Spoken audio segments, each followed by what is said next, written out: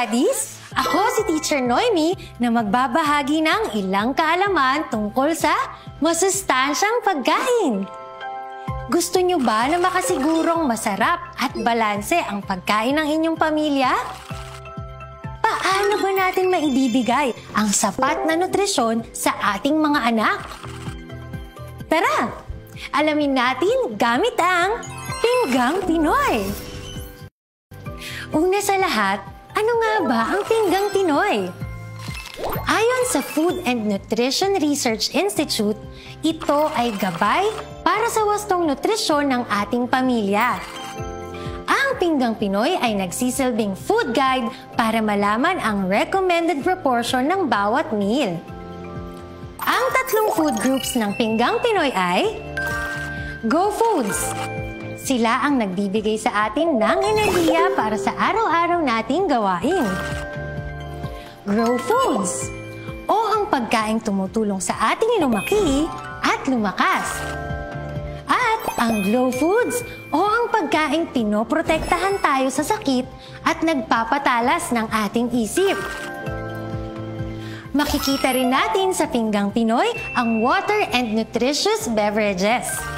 Sa parteng ito, sinasabi na dapat ay uminom tayo ng 8 to 10 glasses of water at isang baso ng gatas araw-araw. Maaaring gamitin ito bilang guide sa paghahanda ng inyong mga pagkain. Sa tulong ng Pinggang Pinoy, mas mapapractice natin ang moderation, variety, at balance. Ano ang moderation? Ang moderation ay ang sapat na dami ng pagkain sa ating pinggan. Ang isang portion ng Go Food sa Pinggang Pinoy ay 1 cup of rice,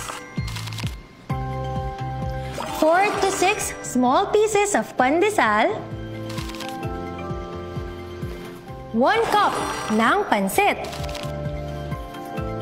o isang medium-sized kamote. Sa Grow Food naman, ang isang portion ay katumbas ng 2 pirasong maliit na isda gaya ng galunggong, 2 hiwa ng malaking isda gaya ng tilapia, 2 servings ng lean meat gaya ng manok o baboy, 2 piraso ng tokwa, o 1 piraso ng itlog. Sa Glow Food naman, ang isang portion ay katumbas ng 1 tasa ng lutong gulay gaya ng pinakbet, 1 pirasong medium-sized na prutas gaya ng saging o dalanghita, o 1 hiwa ng malaking prutas gaya ng pakwan o papaya o kaya naman ay pinya. Importanteng malaman ang tamang dami para sapat ang ating nakukuhang sustansya. Ngayong nalaman na natin ang moderation, ano naman ang variety? Ang variety ay ang pagkain ng iba't ibang uri ng Go, Grow, at Glow Food. Tandaan, walang isang pagkain na naglalaman ng lahat ng sustansya na kailangan natin. Kaya, laging kumain ng iba't ibang uri ng pagkain. Ano naman ang balance?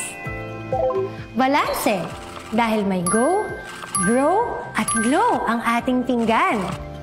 Ganyan kahalaga ang Pinggang Pinoy upang makamit ang tamang nutrisyon. Alamin naman natin kung paano maghanda ng pagkain gamit ang Pinggang Pinoy. Magbibigay ako ng isang halimbawa ng one-day meal plan. Para sa agahan, mayroon tayong pritong bangus, ensalada, kanin, saging, at gatas.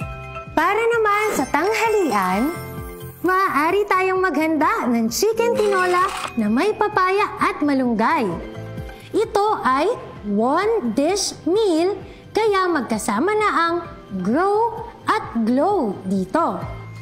Samahan din natin ang kanin, isang pisngi ng mangga, at tubig para makumpleto ang pinggang Pinoy.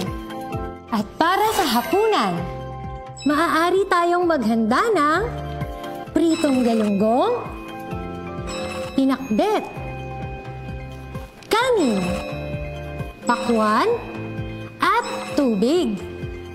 Sa merienda, maaari tayong maghanda ng kamote, suman, o sandwich. Maaari itong samahan ng masustansyang inumin. Huwag din kalimutan, uminom ng 8 hanggang 10 baso ng tubig. Ugaliing sundin ang pinggang Pinoy sa paghahanda ng pagkain para sa ating pamilya. At dyan nagtatapos ang diskusyon natin patungkol sa pinggang Pinoy. Ngayong araw, natutunan natin ang ibig sabihin at kahalagahan ng pinggang Pinoy at kung paano bumuo ng meal plan gamit ito.